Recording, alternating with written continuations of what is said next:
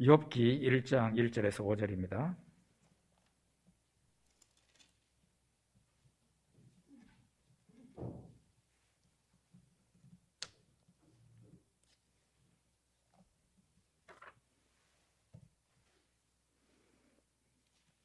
우리 같이 읽어보죠. 우스 땅에 욥이라 불리는 사람이 있었는데 그 사람은 온전하고 정직하여 하나님을 경외하며 악에서 떠난 자더라. 그에게 아들 7과 딸 3이 태어나니라. 그의 소유물은 양이 1,000마리요 7,000마리요 낙타가 3,000마리요 소가 500결이요 암나귀가 500마리이며 종도 많이 있었으니 이 사람은 동방 사람 중에 가장 훌륭한 자라. 그의 아들들이 자기 생일에 각각 자기의 집에서 잔치를 베풀고 그의 누이 3명도 청하여 함께 먹고 마시더라. 그들이 차례대로 잔치를 끝내면 욥이 그들을 불러다가 성결하게 하되 아침에 일어나서 그들의 명수대로 번제를 드렸으니 이는 욥이 말하기를 혹시 내 아들들이 죄를 범하여 마음으로 하나님을 욕되게 하였을까 함이라. 욥의 행위가 항상 이러하였더라. 아멘. 오늘은 고난에 대해서 한번 말씀을 나눠보겠습니다.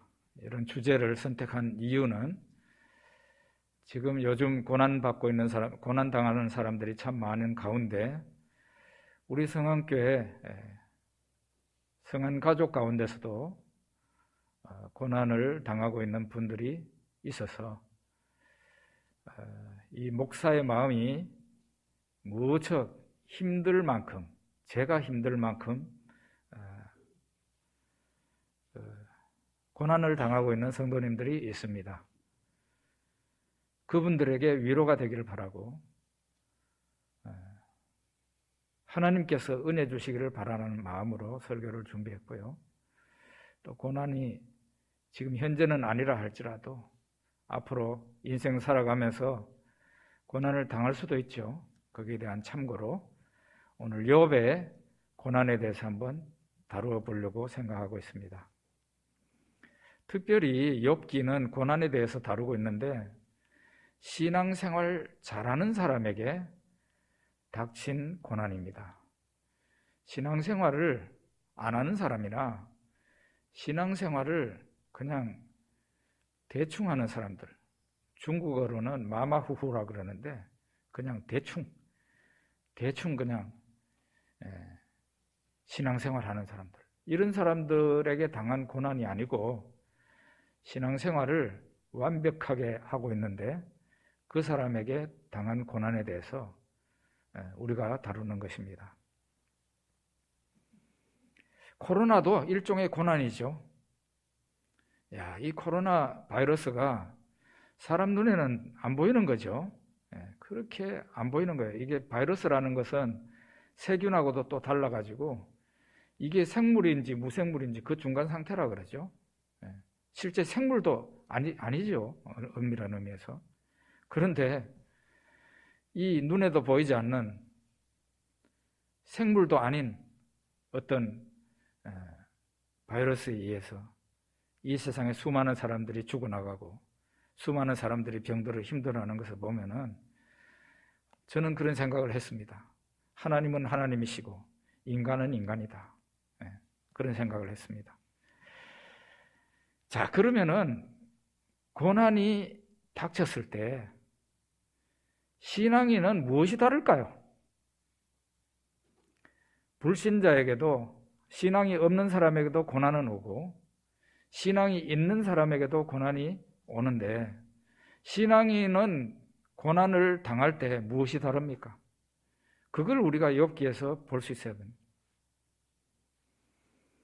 욥의 경우에는 고난이 자기에게 왔을 때 처음에는 아주 주신 자도 여호와시요 빼앗은 자도 여호와신 여호와께서 오직 찬송을 받으실지니이다 하고 일체 원망하지 않았지만 나중에 자기 몸에 병이 생기고 피부병이 생기고 이 온기를 가지고 자기 몸을 긁어야 될 정도로 그렇게 됐을 때 친구들이 찾아오죠. 친구들이 찾아오고 난 이후에 욥이 이제 하나님께 항의를 하고 원망하는 일이 발생합니다. 욥이 하나님을 전혀 원망 안 했다는 것은 아니에요. 했습니다, 나중에. 그런데 하나님께 원망을 하고 왜 이런 식으로 합니까? 하고 하나님께 항변하지만 그렇다고 해서 욥이 하나님을 떠나는 것은 아닙니다. 고난의 이유를 몰라서 하나님 앞에 항변하지만 그러나 하나님을 부인하고 떠나지는 않는다는 사실이에요. 그게 바로 신앙인의 모습, 욥의 모습이라 할 수 있습니다. 자, 우리 아까 읽었지만은 욥기 1장 5절 한번 더 읽어보겠습니다. 그들이 차례대로 잔치를 끝내면 욥이 그들을 불러다가 성결하게 하되 아침에 일어나서 그들의 명수대로 번제를 드렸으니 이는 욥이 말하기를 혹시 내 아들들이 죄를 범하여 마음으로 하나님을 욕되게 하였을까 함이라. 욥의 행위가 항상 이러하였더라. 솔직히 우리가 내놓고 얘기를 하자면 여러분 어떻습니까? 저나 여러분이나 죄 지어 놓고도 회개 안 하는 경우 많죠? 에? 죄 지어 놓고도 회개 안 하잖아요. 제가 여러분에게만 도전하는 게 아니라 저도 그래요. 그냥 대충 회개하고 지나가는 사람들이잖아요. 그런데 여기 욥의 신앙이 얼마나 철두철미했는지 죄 지었다는 그 확실한 증거가 있을 때 그가 하나님 앞에 제사를 드린 게 아니라 죄 지었을 가능성이 있기 때문에 자녀들이 잔치를 할 때 혹시 말로나 행동으로나 죄를 지었을 가능성이 있기 때문에 잔치가 끝나고 난 뒤에는 반드시 그것도 한 번만 제사를 드리고 끝낸 게 아니라 자녀의 그 인수대로 한 사람 한 사람을 위해서 번제를 하나님 앞에 드렸다. 이야, 이거 정말 철두철미합니다. 죄를 지은 확실한 증거도 없는데 죄를 지었을까봐 하나님 앞에 이와 같은 번제를 드렸다는 것은 욥의 신앙이 상상을 초월할 정도로 엑셀런트한 그런 신앙이었다는 것을 우리가 알 수가 있습니다. 이 욥의 신앙을 하나님께서도 인정하시죠. 하나님께서도 인정하십니다. 욥기 1장에 보면 하루는 저 하늘에 하나님의 아들들이 하나님 앞에 와서 섰다 그랬어요. 천사들입니다. 그때 그 하나님의 아들들은 천사들이에요. 천사들이 하나님 앞에 와서 서 있었어요. 그런데 그 중에 사탄도 와서 그들 중에 끼어 있었다 그랬습니다. 하나님께서 사탄에게 물었다 그랬어요. 네가 어디서 왔느냐?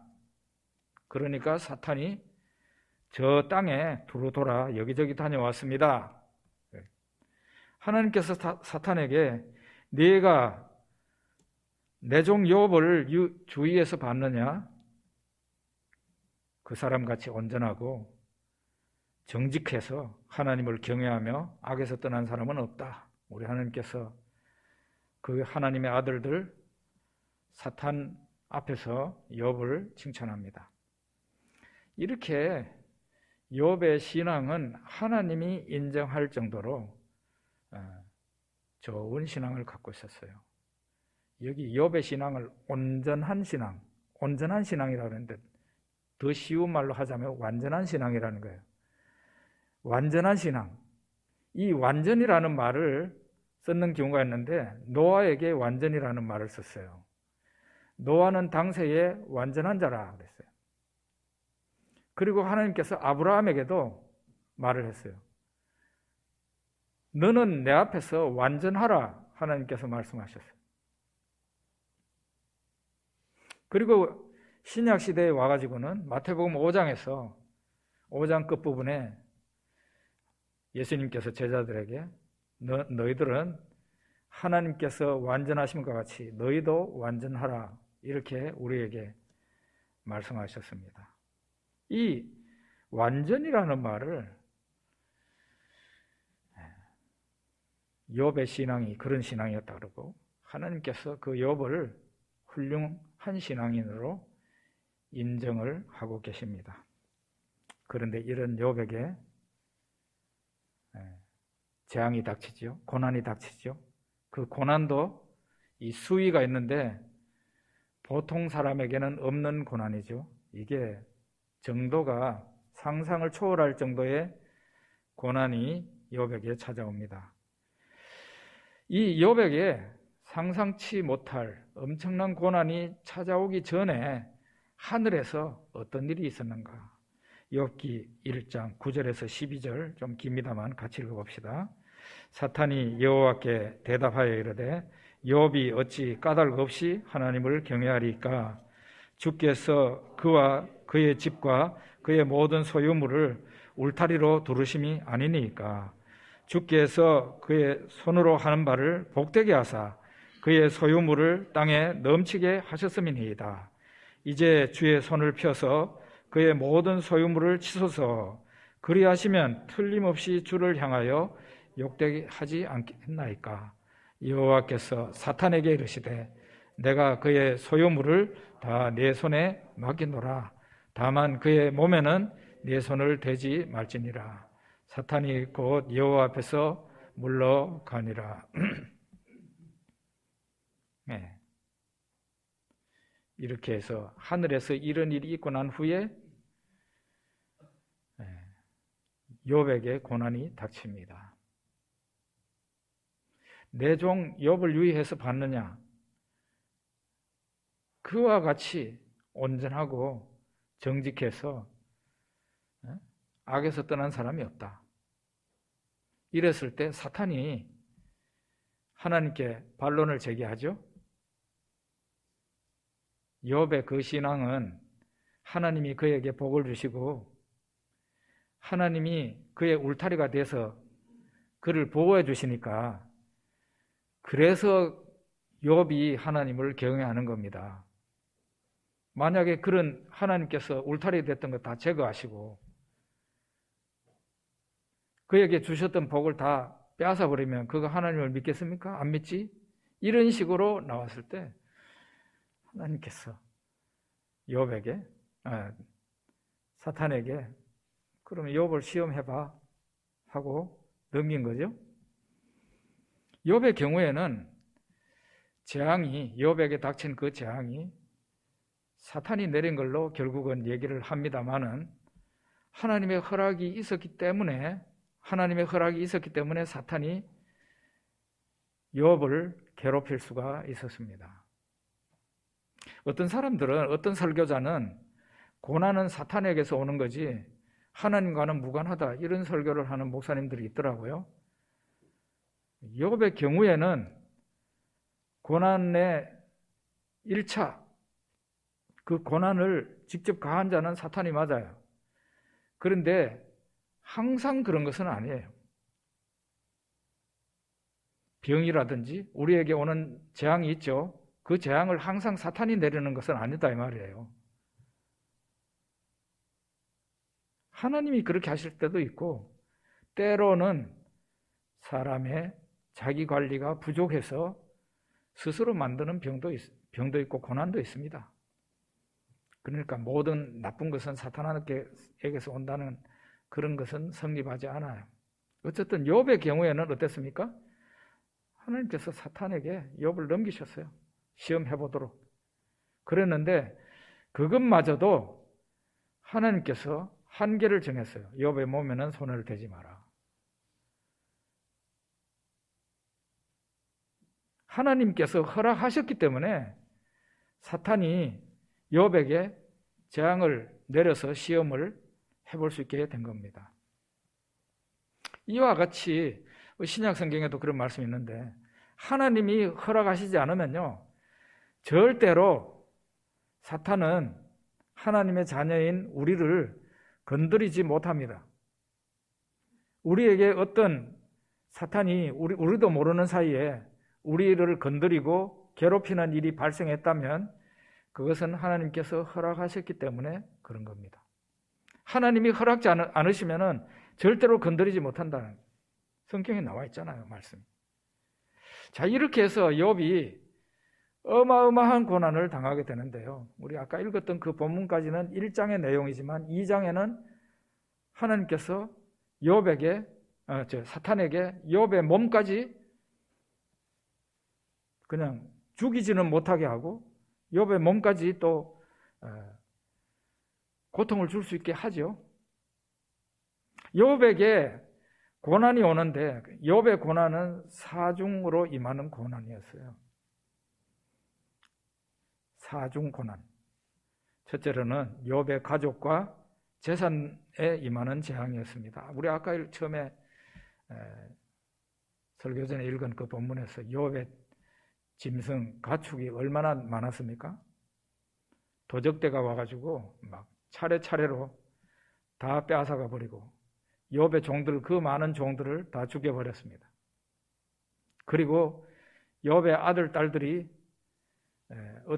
어느 날 집 안에서 음식을 먹고 있었는데 저 들판에서 큰 바람이 불어오더니 집에 모퉁이를 치니까, 그 바람이 치니까 그 집이 폭삭 주저앉아서 그 안에서 밥 먹고 있던 욥의 아들, 딸들 전부 다 한꺼번에 다 죽었습니다. 욥의 아내만 남고, 욥하고 욥의 아내만 남고, 재산 싹 없어지고, 자식들 다 없어지고, 다 죽고, 욥의 종들 다 죽고, 가축들, 그 많은 가축들 다 빼앗겨 버렸습니다. 이게 첫 번째 고난입니다. 두 번째로는 여기까지는 욥이 원망하지 않습니다. 하나님 앞에 머리를 밀고 하나님 앞에 회개하죠, 차라리. 그런데 이제는 또 다른 고난이 찾아오는데 욥의 몸에 악성 피부병이 오게 됩니다. 이게 뭐 나병일지 그런 거는 잘 모르겠는데 어쨌든 악성 피부병인데 머리끝에서 발끝까지 악성 피부병이 발생합니다. 얼마나 가렵고 고통스러우면은 옹기 조각을 가지고 긁었겠습니까? 욥의 아내는 그 온몸에 퍼부은 그 욥의 피부병을 보고 욥의 아내가 욥에게 차라리 하나님을 저주하고 죽으세요. 이 지경이 되어서 하나님을 믿습니까? 하고 얘기를 합니다. 이게 두 번째 욥의 고난. 세 번째는 친구들의 말입니다. 우리 그건 한번 읽어보죠. 욥기 4장 7절 8절. 욥의 친구가 어떤 말을 했는지 한번 읽어봅시다. 생각하여 보라. 죄 없이 망한 자가 누구인가? 정직한 자의 끊어짐이 어디 있는가? 내가 보건대 악을 밭갈고 독을 뿌리는 자는 그대로 거두나니. 이야, 이런 말을 욥의 친구가 네 사람이 와서 세 사람이 욥한테 하는 말이 이거예요. 욥의 친구들이 와가지고 처음에는 그 고통받고 있는 욥을 보고 너무 마음이 아파서 그들도 머리에 먼지를 죄를 덮어쓰고 음식도 안 먹고 같이 이렇게 앉아 있습니다. 아무 말도 안. 진짜 이 사람들이 진짜 친구들이죠. 진짜 친구들이에요. 그런데 한참 있더니 이제 욥이 한 말을 하니까 거기에 대해서 친구들도 말을 하기 시작하는데, 생각해봐라. 죄 없이 망한 자가 누구인가? 없다 이거예요. 죄 없이 망한 사람은 없다 이거예요. 정직한 자의 끊어짐이 어디 있는가? 정직한 자가 끊어진다고? 그런 일은 없어. 내가 보건대 악을 밭갈고 독을 뿌리는 자는 그대로 거둔다. 이 말은 무슨 말이에요? 너의 지금 현재 처참한, 너에게 임한 그 처참한 고난과 재앙, 환난이 뭐겠니? 네가 악을 밭갈고 독을 뿌렸으니까 그것을 거두는 거잖아. 이런 얘기입니다. 위로하러 와서 충고하는 거예요. 친구들이 왜 이런 독한 말을 했겠어요? 욥이 빨리 그 병에서, 그 어려움에서 해결받아야 될 거 아니에요. 욥의 그 병이 낫고 다시 하나님의 축복을 받아야 될 거 아니에요. 그 해결책은 회개라는 겁니다. 회개해라. 그 욥이 죄가 없다 그러니까 너는 죄인이야. 그러니까 이런 끔찍한 일이 생긴 거야. 라고 욥의 친구들이 그렇게 말을 하는 겁니다. 너는 겉으로는 경건한 척 하면서도 사람 눈을 피해서 별별 나쁜 죄를 많이 지었을 거야. 왜냐하면 네가 지금 당하고 있는 이런 고난은 우리가 평소에 당하는 정도의 고난이 아니라 일반 사람들은 경험도 못하는 어마어마한 수준의 재앙이니까 너는 이만한 재앙을 받았으니까 이만한 죄를 지었을 거라는 거예요.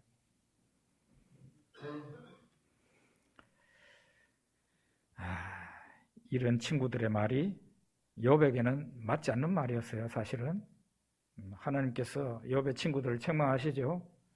이런 것이 욥을 괴롭게 합니다. 우리 마찬가지인데 병든 사람, 또 어려움을 당한 사람, 고난을 당하는 사람들에게 가서 병문안한다든지 위로한다고 갔을 때 말 조심해야 됩니다. 섣불리 충고했다가는 그 충고가 화살이 되어서 그 고생하고 있는 그 사람의 그 가슴을 관통할 수도 있어요. 내 말이 무시무시한 칼이 될 수 있다고. 그 사람을 위해서 한다는 말이 정말 쉽지 않아요. 제가 한 8년 전에 저의 콩팥에 신장에 그 종양이 생겼을 때 삼성의료원에서 했을 때 의사는 사실상 암인 것처럼 우리에게 얘기를 했어요. 수술하려느냐고 묻더라고요. 정말 하늘이 무너지는 그런 기분이 들었습니다.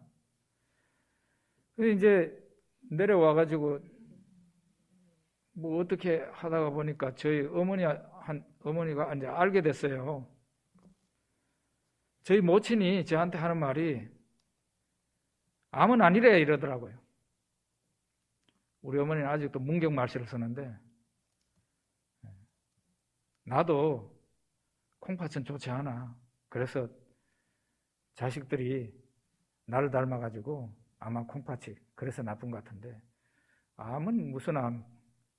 이런 얘기를 하는데 그 말을 듣고 위로를 받아야 될 거 아니에요. 자식을 위로한다고 모친이 그러는 건데 제 속에서 분노가 확 올라오더라고요. 무슨 이런 택도 없는 말을 모친이 하시는가?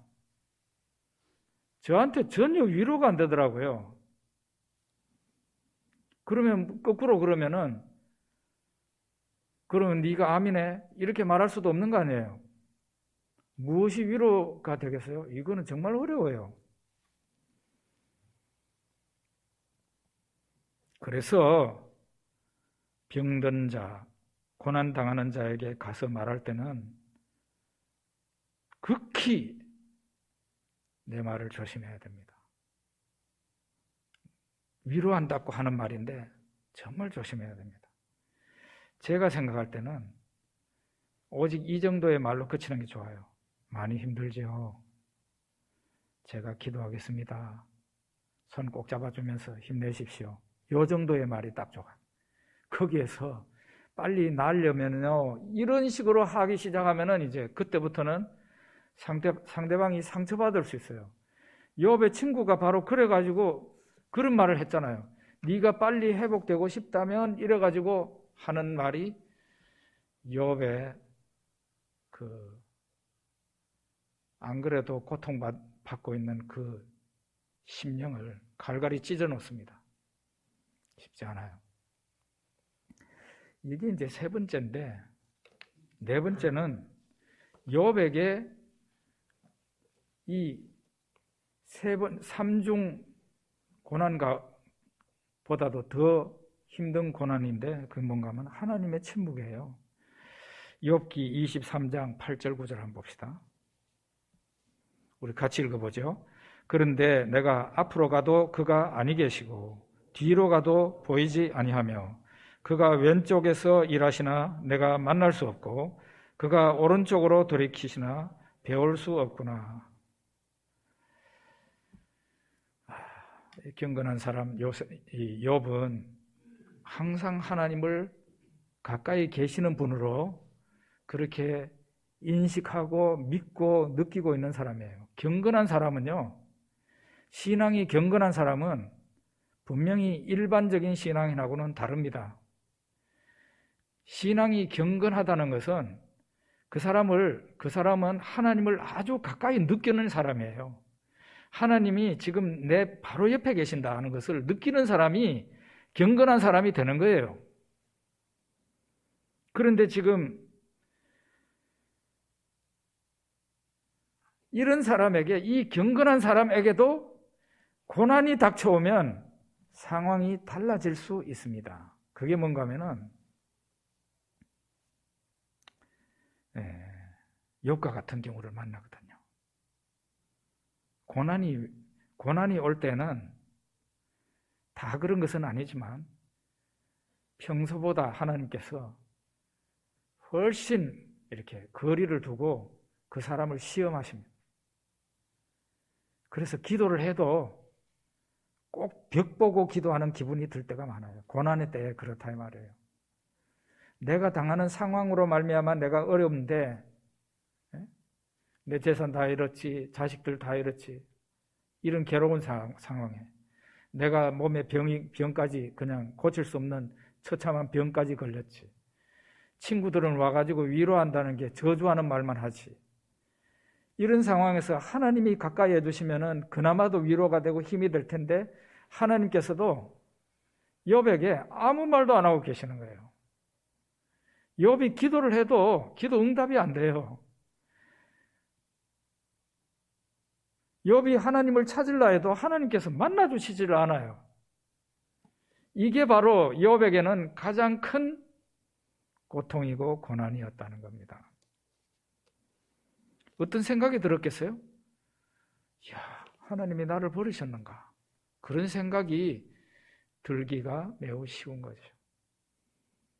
어려움을 당하는 우리 성도님들, 하나님이 나를 버리셨는가? 그런 생각까지 드십니까? 그렇다면 여러분들의 그 고난은 보통 사람보다 훨씬 고난이 큰 겁니다. 그런데 고난의 때니까 그런 거라는 것을 여러분이 아시기를 바랍니다. 잘 이겨내세요. 자, 그러면 이 고난 중에, 이 어마어마한 고난 중에 욥의 태도는 어땠는가? 그럼에도 불구하고 욥은 하나님을 떠나지 않습니다. 사탄이 하나님에게 주장한 것이 뭐였어요? 에이구, 욥이 왜 신앙생활 잘하겠어요? 욥이 왜 하나님 앞에 경건한 삶을 살겠어요? 다 하나님께서 복을 주시니까 그러는 거고, 하나님께서 그의 모든 것을 보호해 주시고 울타리가 돼 주시니까 욥이 하나님을 경외하지, 그런 거 안 해주시면 하나님을 떠나죠. 그랬는데 그랬을까요? 아니었어요. 하나님께서 주셨던 복을 다 빼앗아 버렸어요. 욥에게 남아있는 복이라는 게 한 개도 없었어요. 뭘 하나 감사할 만한 일이 욥에게 아무것도 없었다는 거죠. 이 상황인데 뭐가 있겠어요? 하나부터 10까지 내한테 좋은 것은 없고 나쁜 것만 하나부터 100까지 다 차 있는 상황이에요. 그런데 욥은 하나님을 떠나지 않습니다. 이런 것을 보면요,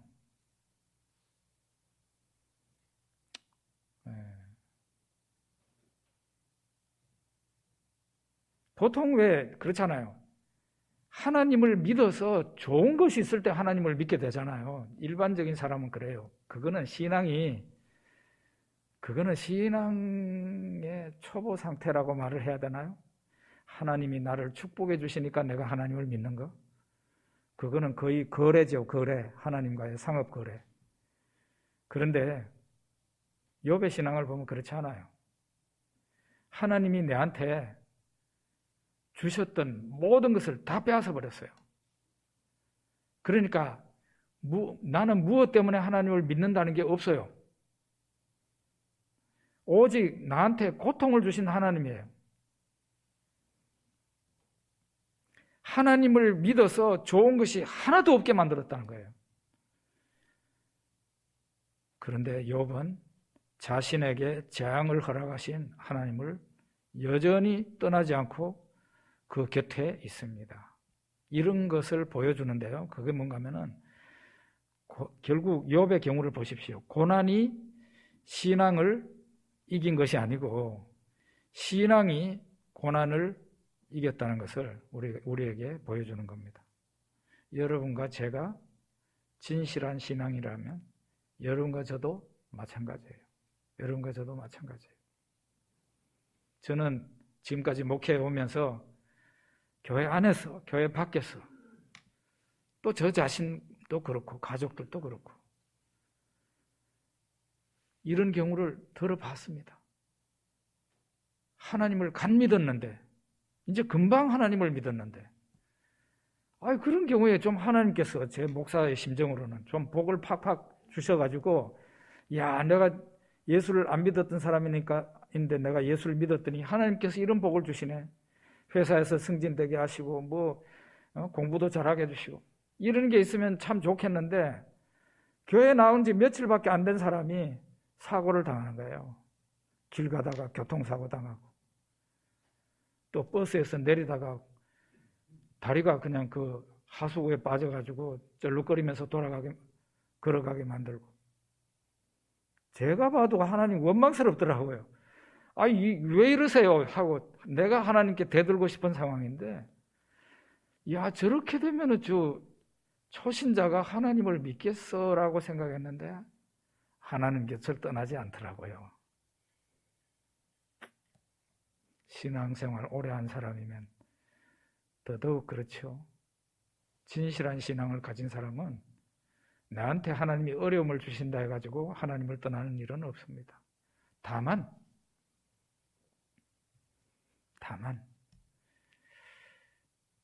하나님께 항변하고 싶은 마음은 있어요.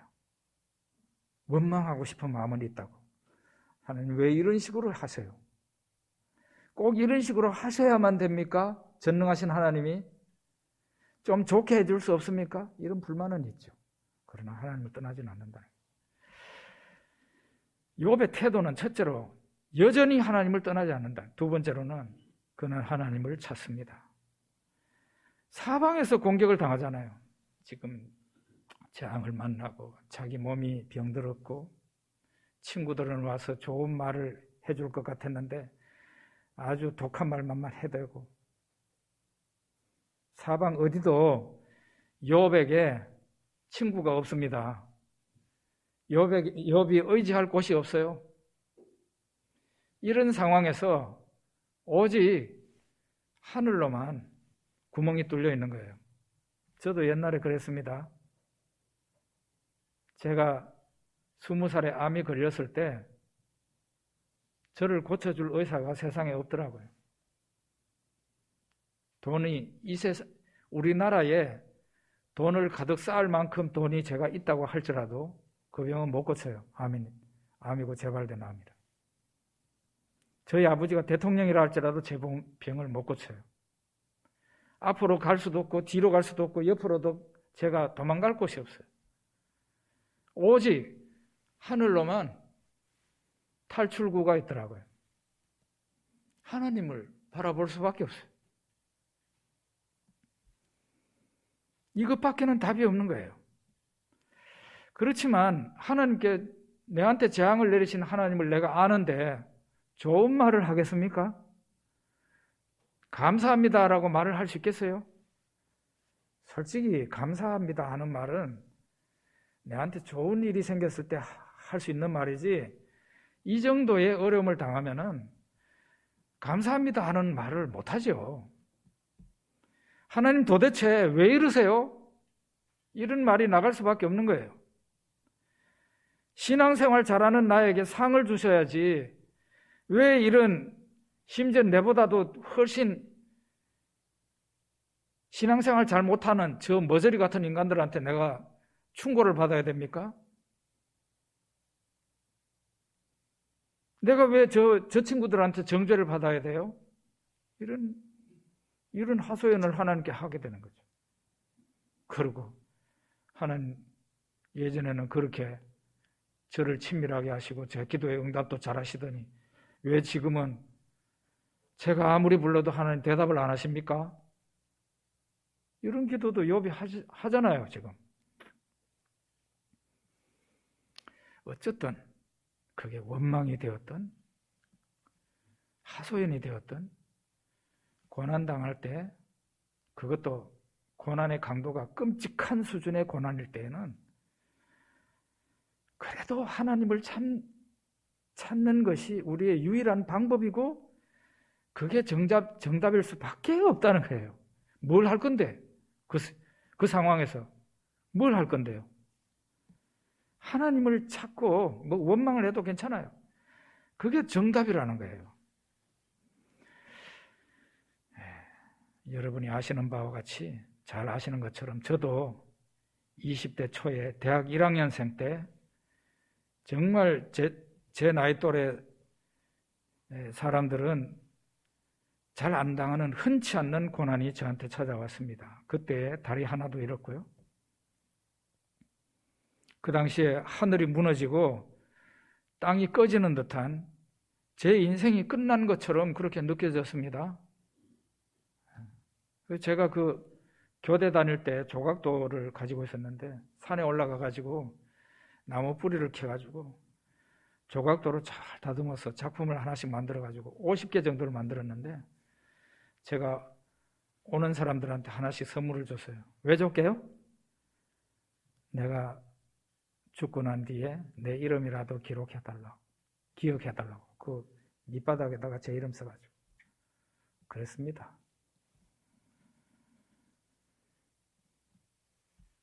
그 가운데서 제가 하나님을 믿게 됐습니다. 원래 예수쟁이가 아니었는데 예수쟁이가 됐다 이 말이에요. 하나님께서 제 병을 고쳐주셨어요. 정말 100명 중에 한 명이 받을까 말까 한 은혜를 제가 받았습니다.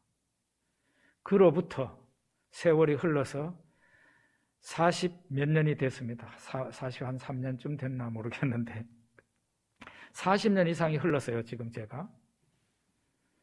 저는 고백할 수 있습니다. 저에게 닥친 어마어마한 환난과 그 고난은 저에게 엄청난 복이 되었다는 거예요. 신앙인의 인생은, 이 정목사도 마찬가지고 여러분도 마찬가지인데요. 우리 신앙인의 인생은 우리를 바라보는 사람들에게, 다른 사람들에게 하나님의 메시지가 됩니다. 하나님의 메시지. 이 사람을 봐. 그렇게 하는 거예요. 산 위에 있는 동네처럼. 산 위에 있는 동네는 사방에서 다 보이잖아요. 여러분과 저는 신앙인의 인생을 살아가고 있는데 세상 사람들에게 우리의 삶이, 우리의 인생이 그냥 사람들이 이렇게 보면 보이는 거죠. 특별히 가족들에게는 더더욱 그러합니다. 저는 그렇게 생각해요. 저의 인생을 통해서 하나님의 영광과 위대하심이 나타났으니 제가 더 이상 뭘 바라겠어요? 여러분, 제 설교에 은혜 받으시면 더 참 고맙겠지만 제 설교가 아니더라도 제가 여기에 서 있는 것만으로도 여러분들은 은혜 받을 수 있습니다. 우리 성도님들 가운데 어렵고 힘든 분들이 많이 있지만 과거에 저와 같은 고통을 당해본 사람은 한 명 있을까 말까요? 이 교회에서 가장 큰 어려움과 환난을 당해본 사람이 바로 저라는 거예요. 그리고 다리 하나도 없는 사람이 예수 믿고 지금까지 인생을 살아오면서 저 사람을 하나님께서 어떻게 돌보시고 어떻게 관리하시고 어떻게 사용하시는가, 그거를 여실히 보고도 남잖아요. 특별히 우리 가족들이 그렇고 여러분들이 그렇습니다. 저를 아는 모든 사람들에게 하나님이 저를 전시하시는 거예요. 그게 바로 하나님의 메시지입니다. 설교의 은혜 못 받아도 관계없어요. 제 인생을 보시고 하나님의 영광과 하나님의 위대하심을 여러분들이 제발 좀 볼 수 있기를 바랍니다. 특별히 병든 분들에게 여러분 제가 말하고 싶어요. 정 목사에게 은혜 주신 하나님께서 여러분에게도 충분히 은혜 주실 수 있는 그런 하나님이시다. 그 말씀드리고 싶어요. 남포교회의 원로 목사님이신 박영선 목사님 말씀하시는 것을 봤는데요.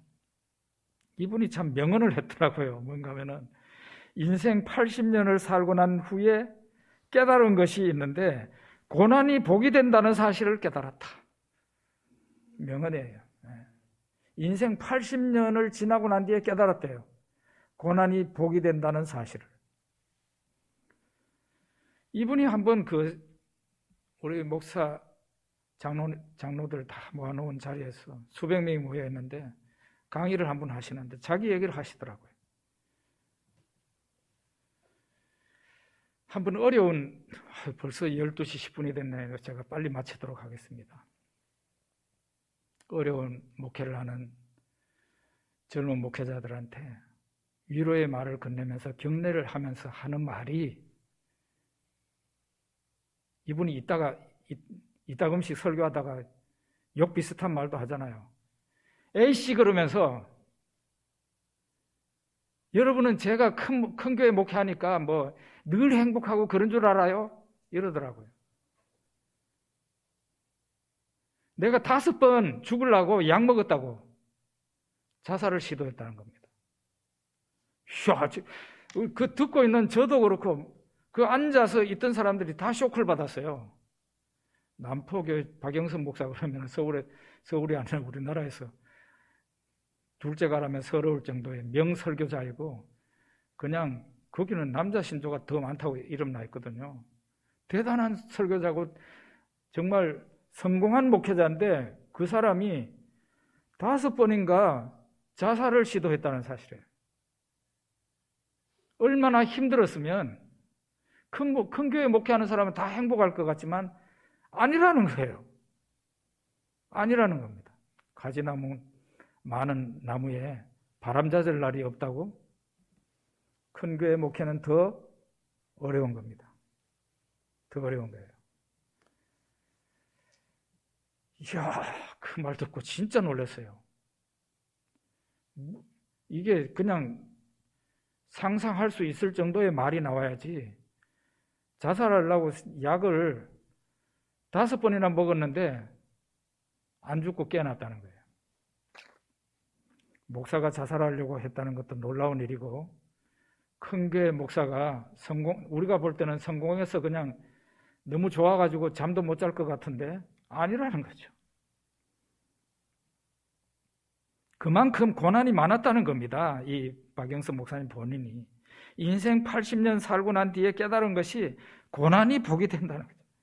그래서 이분이 욥기에 대해서 말을 하면서 하는 말이, 욥기의 교훈을 많은 분들이 욥처럼 참고 참으면 나중에 하나님께서 복을 주신다, 이게 욥기의 교훈이라고 가르치는데, 박영선 목사님 말이, 나는 아무리 봐도 욥기를 그렇게 못 보겠다, 이렇게 얘기를 하더라고요. 욥기의 교훈은, 그가 말하는 욥기의 교훈은, 고난이 오면 그 고난은 하나님이 주시는 것이니 그냥 수동적으로 받으라는 교훈이 아닐까, 이렇게 얘기를 하더라고요. 그 고난을 막 거부하거나 사탄아 물러가라 이러거나 뭐 원망하는 태도를 보이거나 그러지 말고 그저 하나님이 주시는 고난을 순응하라는 겁니다. 이게 말이 되는지 모르지만 고난에 그냥 고난이라는 강 위에 나를 그냥 올려놓고 그냥 떠내려가라는 거예요. 그것을 욥기의 교훈으로 그는 본다는 것입니다. 어려움을 당하는 성도님들이 계셔서 제 마음이 참 많이 무겁더라고요. 어젯밤에도 제가 교회 나와서 기도하는데 여전히 제 마음이 무거워서 주일을 하루 앞두고 있는데 무거워서 제가 하나님께 기도했어요. 하나님 아버지, 제 마음이 왜 이렇게 무겁습니까? 제 마음이 왜 이렇게 무겁습니까? 근데 그러면서 어쨌든 일주일 전부터 준비한 메시지인데요. 고난이 올 때 그 고난을 막 이기려고 막 그렇게 노력하기보다는 차라리 고난에 그냥 맡겨두고 그래도 정답은 하나님을 찾는 거니까 하나님 곁을 떠나지 말고 하나님을 바라보고 찾는 것이 그것이 정답이고 그렇게 하다가 보면 어느 날 또 하나님께서 고난이 끝나고